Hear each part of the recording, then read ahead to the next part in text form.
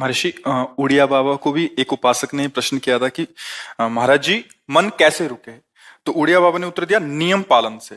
यदि हम नियम पर दृढ़ रहें तो मन हमारा क्या कर सकता है? नियम तो परमात्मा देखता है, हम लोग नियम पर दृढ़ नहीं रहते, इसी से हमारे देश की दुर्दशा है। संध्या वंदन तक का नियम जाता रहा है, भजन करने के लिए नियम की बड़ी आवश्यकता। हाँ, बड़े नियम की आवश्यकता है। तो जैसे प्रातः काल से सायंकाल तक की हर व्यक्ति की अपनी एक दिनचर्या होनी चाहिए।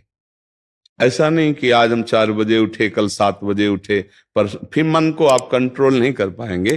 मन के लिए एक दिनचर्या होनी चाहिए कि हमको 10 बजे सोना है, 4 बजे उठ जाना है, तो फिर 4 से 4:15 नहीं होना चाहिए, 4 बजे उठ जाना, ऐसा नियम बना ले। और उठ करके हमको थोड़ी देर नाम जप करना है, थोड़ी देर हमें वाणी जी का गायन करना है, थोड़ी देर हमें ध्यान, एक अपनी दिनचर्या। फिर हम अपने संसार के कार्य के नियम, जो संसार के कार्य हैं, उनको भी करते हुए भगवान को समर्पित करें। जैसे जो पद में है, जो आपको राष्ट्र सेवा मिली है, जो आपको समाज सेवा के पद मिले हैं, या आपको जो घर की सेवा के कार्य मिले हैं, उनमें बहुत धर्म पूर्वक आचरण होना चाहिए। अगर आप अधर्म आचरण करते हैं, अपने पद का दुरुपयोग करते हैं, तो आप सुबह जग करके थोड़ा माला चला लीजिए, फिर भी आपका कल्याण नहीं होगा, क्योंकि आप अपने पद का, अपने सेवा का दुरुपयोग कर रहे हैं। जैसे हम जानते हैं कि अधर्माचरण है, ये अधर्मी है, हमें पता है दोषी है, और वो हमको कुछ धन दे देता है, और हम उसको मुक्त करवाने की बात सोचते हैं, और जो निर्दोष है उसको फंसा देते हैं।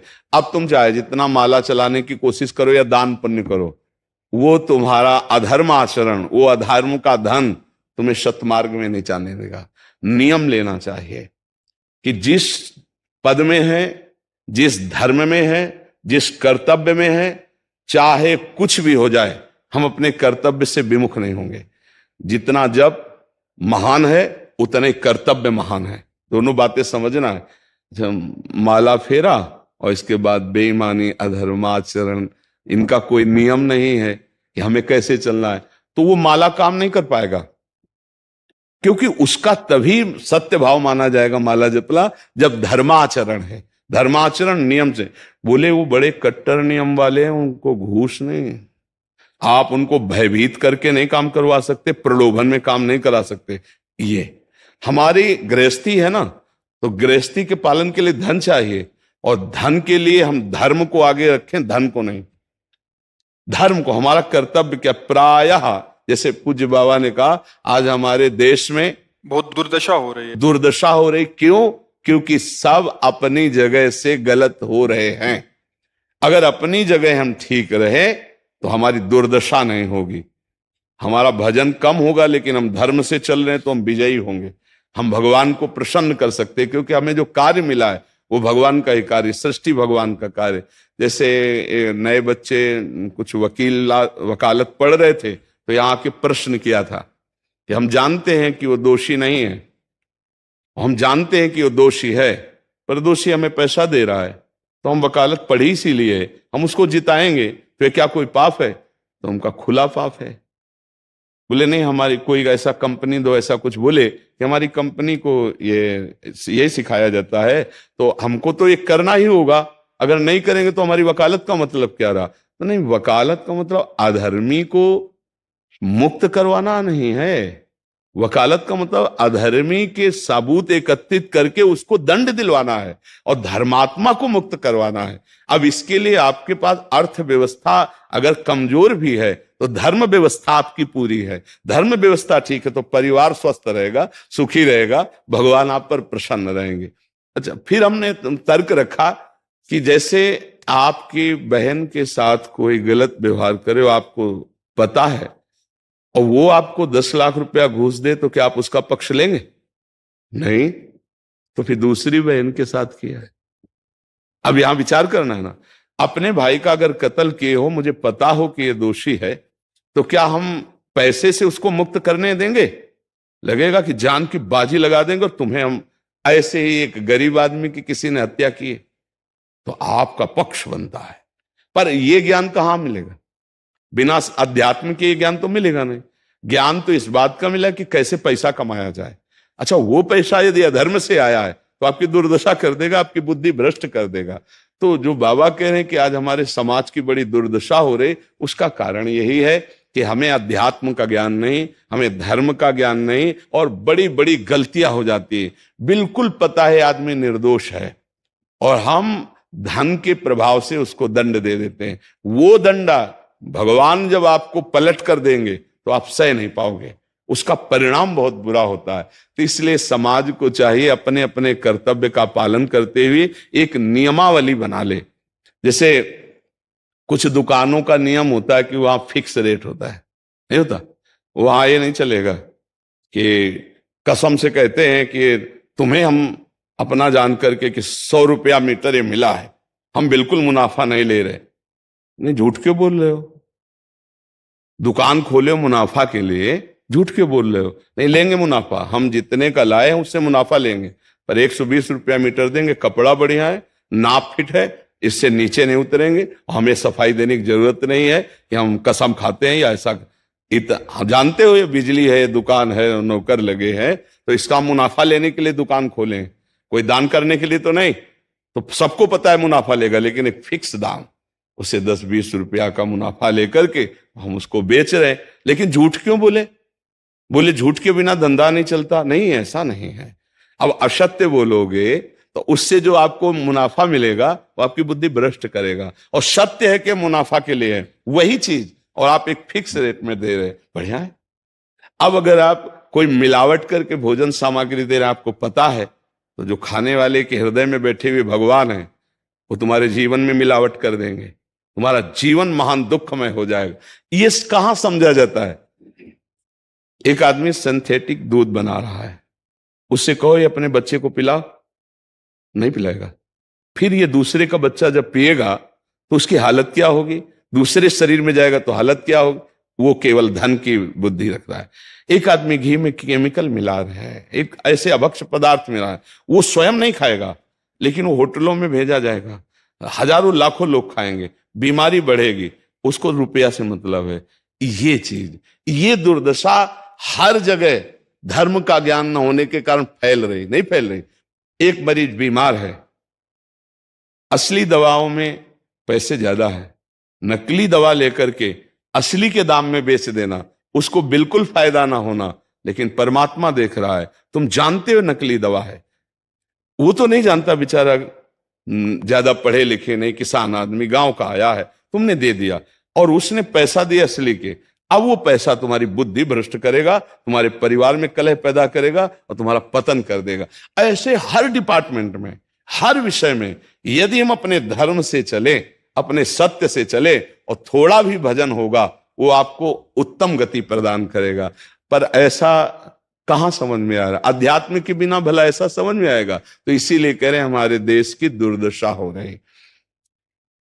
पूर्वजों में पहले यह था कि हमारा धर्म नहीं जाना चाहिए चाहे प्राण चले जाएं, हमारा चरित्र नहीं जाना चाहिए चाहे सर्वस्व नष्ट हो जाए। आज इसकी कोई परवाह नहीं, तो उसी से बुद्धि भ्रष्ट हो जाती है, जीवन एक पशुवत आचरण वाला हो जाता है, और वो अपने को बड़ा सुखी समझने लगते हैं कि हमारे पास बड़ा वैभव है। लेकिन प्यारे, उस दिन को याद करो जिस दिन तुम्हारा आखिरी समय होगा, ना तुम्हारा फार्म हाउस जाएगा, ना महल तुम्हारा जाएगा, ना बैंक बैलेंस जाएगा, ना कोई व्यक्ति, और ना ये शरीर। अब तुम्हारे कर्म तुमको भोगवाएंगे। उस समय की कौन याद करता है? अगर उस समय की याद हो तो भय लग जाए कि नहीं नहीं, पाप नहीं करूंगा, क्योंकि जाना है यहां से। अच्छा, कब जाना कुछ पता नहीं, किसी भी समय ट्रांसफर हो सकता है इस शरीर से। तो हमें लगता है कि महापुरुषों के जो वचन है कि हमें एक नियम से जीवन जीना चाहिए, धर्म पूर्वक जीवन जीना चाहिए, अपने कर्तव्य का पालन करना चाहिए। जो हमारे लिए कर्तव्य, आज प्रायः धन प्रधान बुद्धि होने के कारण कर्तव्य स्वाहा हो रहा है। एक विद्यालय में विद्यार्थी के लिए जो गुरु पद में बैठा है, उसका क्या कर्तव्य है? वो अपने कर्तव्य को भूला हुआ है। भला छोटे छोटे विद्यार्थियों को, जिनकी नींव पूरे राष्ट्र सेवा में, समाज सेवा में ये बन सकते हैं, अगर उनको हम सही शिक्षा नहीं दी तो उनका पूरा जीवन बर्बाद हो जाएगा। अगर उनको हम गलत सपोर्ट कर दिए तो उनका पूरा जीवन बर्बाद, क्योंकि नया जीवन है। और जगह जगह अपने अपने कर्तव्यों का यदि पालन किया जाए तो पूरा समाज सुखी हो जाए। लेकिन कर्तव्यहीनता आ रही, कोई अपने कर्तव्य को नहीं समझ रहा है। तो यही बात महापुरुष जनों को दुख लगता है कि अगर सब अपने कर्तव्य का पालन करें, धर्म का पालन करें, भगवान का नाम जप करें तो सब सुखी हो जाए। सुख सब चाहते हैं और आचरण दुख वाले करते, इसीलिए सुख नहीं मिल रहा है, परिणाम में हमें दुख मिल रहा है। सच्ची मानना, वो रुपया पूरे परिवार में अशांति पैदा कर देगा। और धर्म पूर्वक 100 रुपया लाओगे और 4-5 परिवार के बैठ के नमक रोटी खाओगे, आनंद से सोओगे, बड़ा प्यार रहेगा, भगवान की कृपा रहेगी। पर यह बात समझ में नहीं आती है। तो ये वृत्ति अगर छोड़ी ना जाएगी तो कुछ भी कर लो, कहीं भी दान पुण्य कर लो, लाभ नहीं मिलेगा। अगर दान देने की बात कही गई है तो धर्म पूर्वक कमाए हुए धन से। अगर आप मेहनत से कमाए हो ना, 10 रुपया दे दोगे ना, तो 10 रुपये का वो आटा लाके अगर 2 रोटी खाएगा तो खूब वजन होगा। और आप 1 लाख रुपया बेईमानी कर रख दोगे ना, तो बैठे बैठे वो गंदा ही सोचेगा, वजन नहीं होगा। उसका गंदा सोचना और आपका गंदा करना दोनों मिल करके, उसके कारण भी तो आप बने ना, तो आपका ही पतन हो जाएगा। उसको तो भगवान बचा लेंगे क्योंकि भगवान की शरण में। तो मुझे लगता है अधर्म के धन से कभी किसी को लाभ नहीं मिलता। तो अपने कर्तव्य का पालन करते हुए यदि नाम जप किया जाए तो बहुत जल्दी हमको लाभ प्राप्त हो जाए। बहुत सुंदर मतलब ये चर्चा होती है, अगर आप लोग इसको धारण कर लें तो निहाल हो जाएंगे। सच्ची कह रहे, ये जो बातें हैं ये बहुत सुंदर जीवन को पुष्ट करने वाली हैं, पर आप धारण कर लें तो बात है। नहीं तो जैसे लाभ दिखाई दे रहा 50,000, तभी बातें भूल जाओगे, ये बातें अच्छी नहीं लगेंगी। हे यार, बहुत बढ़िया काम घर में आएगा, पर हमारी ये बात ध्यान रखना, वो 50,000 घर में अशांति पैदा कर देगा। सच्ची मानना, आप धर्म से चलना, धर्म से चलोगे तो भगवान तुम्हारी रक्षा में रहेंगे। अधर्माचरण, देखो कैसी कैसी घटनाएं होती हैं। बढ़िया कार है, फिल्मी गाना लगाए चल रहे हैं, और वो एक्सीडेंट हुआ, आग लग गई, बाहर निकल ही नहीं पाए, वो अंदर ही जल गए। क्या हुआ? ये करोड़ों रुपए की कार भूंज दिया तुमको अंदर ही बैठाल के, धू धू करके आग लग गई, अंदर जल। ऐसे जलना चाहते हो या भगवान के आनंद में चिंतन करके शरीर छोटे हो फिर दाह संस्कार हो ऐसे कि सब लोग भगवान के नाम का कीर्तन करते ही जा रहे, फिर आपका अंतिम संस्कार वहां जीवित जल गए? क्या हो सकता है? एक एक पल तुम्हारे कर्म का हिसाब होगा, एक एक सेकंड का। ऐसे कर्म करो कि हमारा अच्छा हिसाब हो, बुरा हिसाब। ये मत समझो कोई देख नहीं रहा, वो देख रहा है जिसको हिसाब कर रहा है, वो देख रहा है। उसके लिए कोई वकील या किसी सबूत की जरूरत नहीं होती, वो सर्वांतर्यामी आपके अंदर बैठे ही देख रहा है। तो सदैव जैसे सत्संग सुन रहे हैं, तो अगर हाथ जोड़ के प्रार्थना है, थोड़ी भी बात मान लोगे तो आप सच्चे सुख के मार्ग में चलने लगोगे। नहीं तो भाई बहुत गंदी हवा चल रही है, माया की बहुत गंदगी ऐसी फैल रही, कलिकाल है ना, कि ये बातें किसी को पसंद नहीं आती। वो बात बताओ कि हम कितना रुपया कमा ले, कैसे कितने भोग भोग ले, और वो अध्यात्म में नहीं है। आपको सच धोखे में मत रहना, अध्यात्म में है। जितना आप धर्म से चलोगे उतना सुखी होगे, और लोक में है जितना धन मिल जाएगा उतना सुखी माना जाएगा। लेकिन वो सुख नहीं है, वो चंद मिनट के लिए हाइलोजन की तरह जलेगा, फ्यूज हो जाएगा। और धर्मात्मा दीपक की तरह जलेगा, पर बहुत काल तक चलता रहेगा। इन बातों का चिंतन कीजिए, खूब नाम जप कीजिए और भगवान के भरोसे रहिए, गंदे आचरण मत कीजिए।